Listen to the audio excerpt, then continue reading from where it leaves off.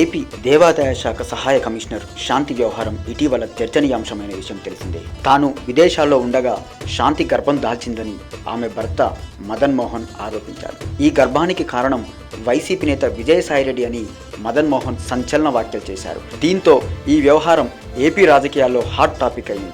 దీనిపై శాంతి వివరణ ఇచ్చారు.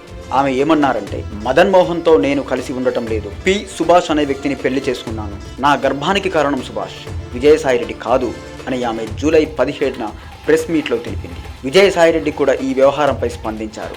రాజకీయం కోసం తనను బదనాం చేస్తున్నారని, ఎటు ఏం చేయలేక టీడీపీ వాళ్ళు వ్యక్తిగత దాడులు చేస్తున్నారని ఆయన విమర్శించారు. ఈ వ్యవహారం ఇలా జరుగుతుండగా ఏపీ దేవాదాయ శాఖ కార్యదర్శి శాంతికి నోటీసులు జారీ చేశారు. ఆమె భర్త ఎవరన్న విషయంలో స్పష్టత కోరుతూ దేవాదాయ శాఖ కమిషనర్ సత్యనారాయణ నోటీసులు పంపారు. అందులో ఏమి ఉందంటే, దేవాదాయ శాఖలో 2020లో ఉద్యోగంలో చేరినప్పుడు భర్త పేరు కె మదన్ మోహన్ అని సర్వీస్ రిజిస్టర్లో ఆమె నమోదు చేయించారు.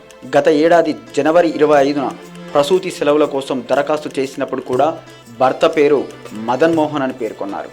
కానీ ఈ నెల 17న నిర్వహించిన విలేకరుల సమావేశంలో పి సుభాష్ అనే వ్యక్తిని పెళ్లి చేసుకున్నట్టు తెలిపారు. విడాకులు తీసుకోకుండా రెండో పెళ్లి చేసుకోవడం ఉద్యోగి ప్రవర్తన నియమావళికి విరుద్ధం.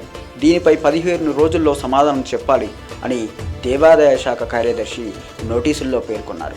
దీనిపై శాంతి ఏ విధంగా సమాధానం ఇస్తుందో చూడాలి మరి.